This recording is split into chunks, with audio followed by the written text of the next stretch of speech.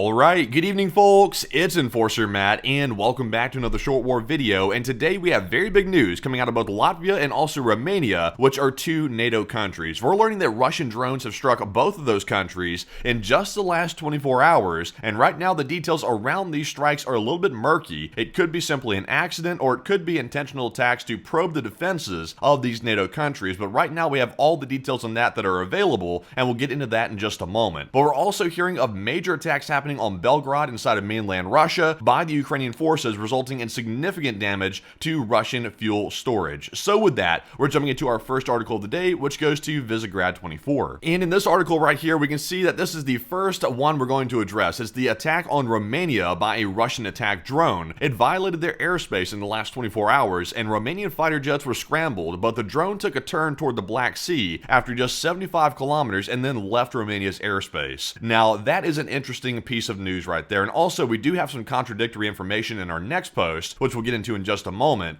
But according to this first one right here, after Romanian fighter jets were scrambled, this drone then actively took a turn out of Romania's airspace and then left and went out into the Black Sea, which is a very important distinction because that might indicate that the drone knew where it was going and it simply verged basically out of the airspace of Romania to avoid being shot down by these fighter jets. So that is a possibility, but very serious here. And as you can see on the map, it went about 75 kilometers into Romanian airspace right here, near Tulcea, if that's the way you say that city name right there. But you can see it crossed the border approximately right here and went right over here into Romanian airspace and then took a left turn out to the Black Sea. So very interesting to see here. But in our next post, which goes to the Kyiv post, we're getting more information from the Romanian Defense Ministry. And we can see the Romanians confirmed that this morning a Russian drone did indeed violate its airspace, and it also crashed into a non-residential area. So this is somewhat contradictory to the last post we just read here, so we're getting conflicting reports. So we can only assume that maybe there's some confusion here perhaps on one of these versions of the story, or perhaps maybe there were two drones and maybe one veered out of the airspace and then one crashed into a non-residential area. Whatever the case is, it's good to hear the drone did not cause any casualties on the ground, and apparently if one did crash, it crashed into either an open field or some area that was not populated. But nonetheless, very serious because this is a Russian weapon going and crashing and striking a NATO country yet again, not shortly after Poland was just hit by one not too long ago. They actually were scared to shoot it down, but it did go in their airspace and crash onto Polish territory, and that was kind of sort of addressed silently by NATO, really nothing said about it, but that was that. And moving on to our next post here, we have one from Tindar, and we're learning of a second attack by a Russian drone on a different NATO country. This time it's Latvia, and right here we see that Latvia's President Edgars is reporting that a Russian military drone crashed in the eastern part of Latvia. And once again, this comes after a string of Russian drones and even missiles crossing and even crashing in NATO airspace, such as in Poland and also Romania. So once again, to me, honestly, because of the frequency of these attacks and how often this is suddenly happening, the Russian drones crossing into NATO airspace, I'm beginning to really seriously think these are not accidents. If I had to speculate on this, I would say it seems like maybe probing attacks by the Russian military to see what type of air defense is on the borders of these countries and how far they can go without a NATO response. To me, that's what it seems probably likely to be. But of course, let me know down in the comments below what you think about it and what your speculation might be as to the cause. But with that, we're moving into our next article here, and this one goes to Nexta, and we're learning of a new theory from the head of the Center for Combating Disinformation. They're coming up with a new theory as to why Russia might be sending these drones in, and their theory is that Russia could attack NATO through Belarusian airspace. And they said, quote unquote, Russian shotheads are increasingly flying into Belarus and through this country to the border of NATO countries with a specific purpose, and so far Belarus has shot down all the UAVs that enter their airspace,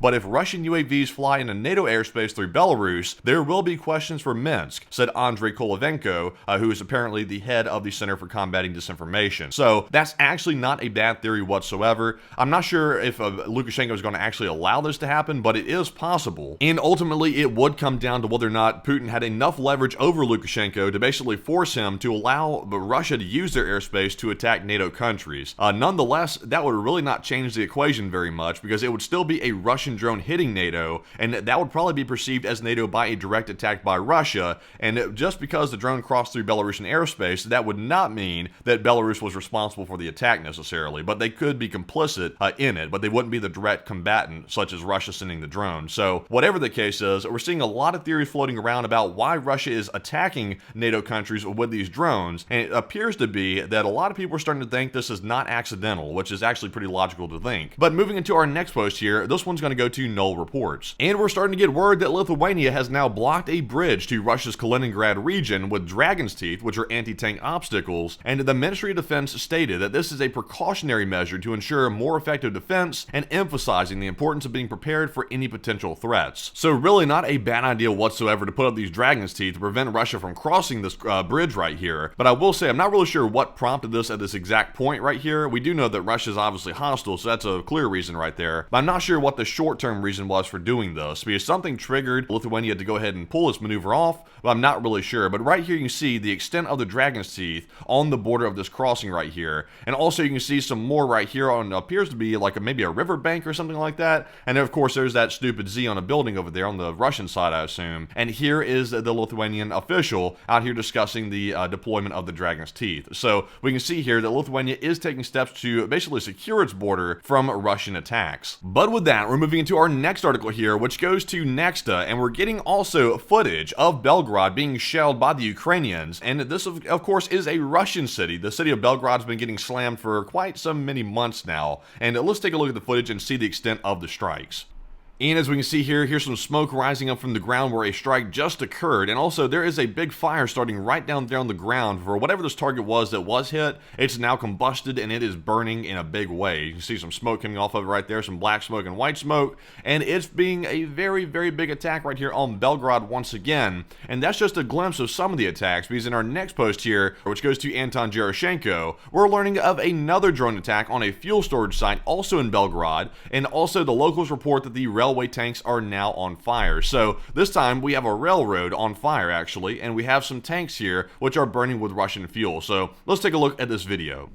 So right over here you can see a lot of smoke from, looks like behind this hill right here, which is actually where a railroad track is, and there are some Russian trains over there with some fuel being stored in them, and they were hit. So that fuel is now no longer usable because it's spilled on the ground and also it's burning. So once again, another victory for the Ukrainians when it comes to knocking out Russian military fuel infrastructure, and very good to see indeed. And also, let's fast forward to the end of this video so you can try to get a glimpse of where it's coming from, and you can see some of the fire right there. It's on the railroad track back there. Sadly, I don't have a clearer video of it, but you can see it was on fire indeed. But with that, we're jumping into our next post here, which goes to Chris Owicki. And speaking of the attacks on Russian fuel, we're learning from Chris Owicki that at least 100,000 tons of Russian fuel is estimated to have been destroyed in the recent Ukrainian drone attacks, and also the attacked fuel depots were actually built underground for protection, but then they were moved to the surface to save money, and now they may have to be buried again. So once again, in the infinite Russian wisdom, they moved underground fuel tanks, which were actually pretty secure. They moved them above ground because of course they have to save the very valuable Russian ruble. They can't afford to lose too much of that, so they're trying to cut costs and save money, so they put the fuel on the top of the ground, which is where it's easily hit by missiles and also drones that income from Ukraine. So, you know, Russian stupidity like usual, but the big deal is they've lost over 100,000 tons of fuel thanks to their stupidity and also their greed. So pretty dumb by the Russians, but a very good day for Ukraine, of course, because they got to strike some more targets. But with that, we're moving into our next post here, which goes to Jason J. Smart. And not only are we seeing some attacks here in Belgrade, but now we're learning a machine factory is on fire in Toliati, Russia,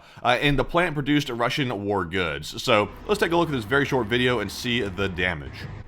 And right here we can see there is that factory out here in the distance, out here producing some war goods. In other words, it's producing trash and it's putting it out and polluting the earth. But anyways, that is that right there, and it's on fire and it's burning, and that's good to see as well, because that means the Ukrainians are having success and they're having good luck, and that's what we like to see here on this channel. But with that, we're jumping into our next post here, and this one's going to go to Nexta. And also, before we get into this post, just a refresher right here. Currently, the U.S. is not allowing Ukraine to strike long range into Russia using U.S. weaponry, but we've seen Ukraine lobbying the U.S. administration for a very long time, trying to get that permission secured for the Ukrainian government, because it means a lot to them to be able to strike further into Russia, because that means taking out some very strategic targets, which could basically change the tide of the war if they're allowed to hit them. So right here, we're seeing the head of the Ukrainian presidential administration speaking out about the authorization to strike deep into Russia, and he said, quote unquote, in response to the delivery of ballistic missiles to Russia, Ukraine should be allowed to destroy the warehouses with these missiles with Western weapons to avoid any further attacks. And he goes goes on to say that democracies must respond to this actions by autocracies, and also strikes against Russia are defense, and defense is not escalation. I would actually have to agree with him on this.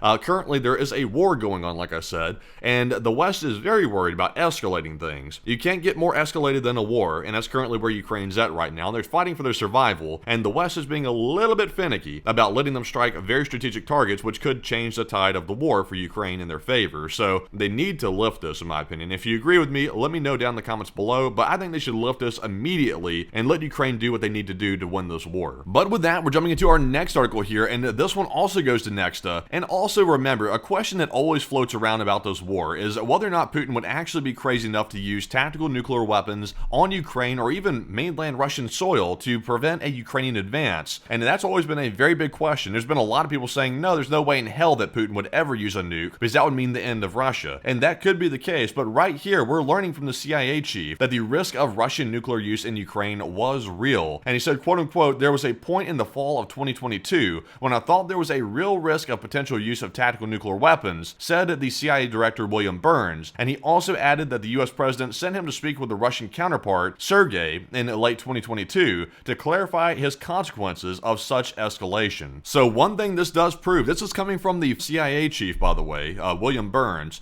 This confirms that Russia has been strongly considering potentially using tactical nuclear weapons in Ukraine because they're getting so desperate. So the fact that this conversation took place in 2022 and it's almost 2025, that means that's probably not the only time that Russia's been considering actually deploying those nuclear weapons. So the fact that we're that close to something like that happening is honestly very disturbing. But I will say this as a caveat, this is still a controversial topic. I'm sure people will insist that Russia will never use nukes, and that's a fair argument because that is an extreme step to take. But of course, we're going to have to wait and see what happens with this one, and hopefully the nukes are not used. But moving here into our last post here, this one goes to Inside North Korea Geopolitics. And we're learning here, switching fronts from Ukraine just for a second, we have some news from the Middle East. And right now we're hearing the Israeli Prime Minister Netanyahu has notified the military to prepare for a major operation against Hezbollah in southern Lebanon. And I really don't have much to add to this. We've heard this a million times over, and we haven't really seen much happen in Lebanon by Israel. So take it for a grain of salt, but this is what we're hearing right now, and there could be some type of operation coming very soon by the Israelis into southern Lebanon. We simply don't know, and we'll have to wait and see because the Middle East is very unpredictable. And like I said, that is our last post of the day. So I hope you found today's video informative, and once again, if you did find it informative, press the like button and also subscribe to the Enforcer channel as well, because we try to post these short war videos every day that we can when there's enough news to cover, basically. Also, don't forget, if you want to support our channel financially, which helps us tremendously because we're largely crowdfunded by the viewers, you can go to our Patreon page. The link is in the description below for Patreon, where you can go over there and sign up for a monthly membership and support the channel that way, which is a humongous help, and we appreciate all of our Patreon subscribers. And of course, we'll see you all at 10 p.m. Eastern tonight for the next night of War News stream, and tonight's actually the Sunday fundraiser night, so be sure to join us tonight for that, where we'll raise more money for Ukraine and help the cause even further. And of course, we'll see you tonight, and bye-bye for now.